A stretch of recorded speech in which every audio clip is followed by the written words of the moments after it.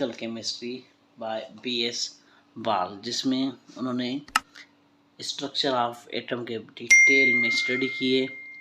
सबसे पहले हम कहते हैं कि जॉन डाल्टन 1805 में एक एजम्पशन दी थी, all matters was composed of small particles known as atoms.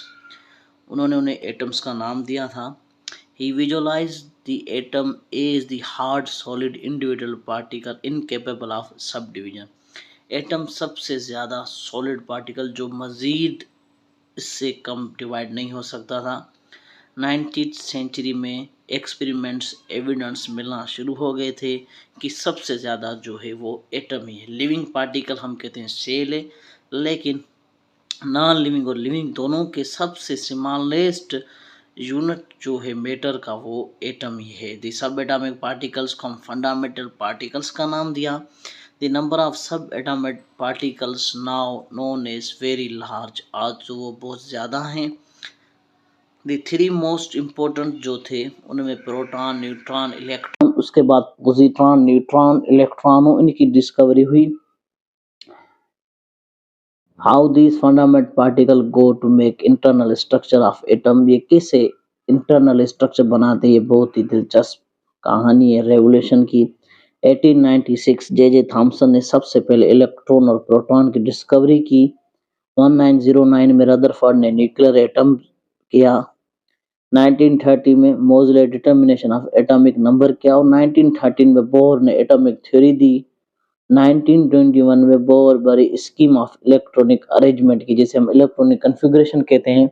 1932 में गैडविक ने डिस्कवरी ऑफ न्यूरॉन की, जिसे हम न्यूट्रॉन की डिस्कवरी की। बोर के एनर्जी लेवल्स के हिसाब से जो था पहला जो एटॉमिक मॉडल था जिसमें पॉजिटिव और नेगेटिव चार्जेस थी, बोर ने उन्हें एनर्जी लेवल्स में डिस्कवर किया था। स्कोंडोर ने उन्हें क्लाउड कहा था कि इलेक्ट्रॉन जो है वो हालांकि क्लाउड की स्ट्रक्चर तौर पे मौजूद हैं।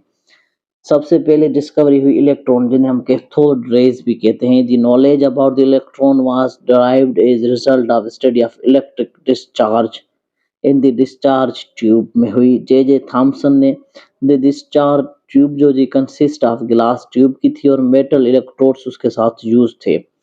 फिर क्या उसके अंदर सब आर्म ड्रान पंप लगाया गया था और उसे 1000 वोल्टेज हाई तक पार्शियली एवोकेटेड किया गया।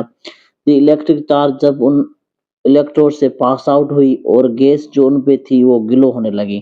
तो जैसे ग्लो होने लगी गैस, तो उसमें एवोकेटेड हुआ ट्यूब के अंदर, और वो ग्लो जो थी वो रिप्लेस हो गई ल्यूमिनस रेज के अंदर, जो एक फ्लोरेंसिस कलर शो कर रही थी कैथोड के अंदर। The rays which proceed from cathode and move away from right angle in straight line, उससे हमने कहा कि वो कैथोड रेज है, क्योंकि वो हो कहां से रही थी, कैथोड रेज कैथोड से पेनिट्रेट होकर नजर आ रही थी, इसलिए हमने उन्हें कैथोड रेज का नाम दिया और इसका अंदाजा लगाया कि इनके ऊपर नेगेटिव सिग्नेचर है, साइन होगी। Production of cathode rays, properties of cathode rays. Cathode rays की प्रॉपर्टीज में सबसे पहले कैथोड रेज स्ट्रेट लाइन पे ट्रेवल करती हैं और किसी भी ऑब्जेक्ट को पेनिट्रेट कर जाती हैं, शेडोज बनाती है, मोस्टली मेटालिक ऑब्जेक्ट्स ऊपर।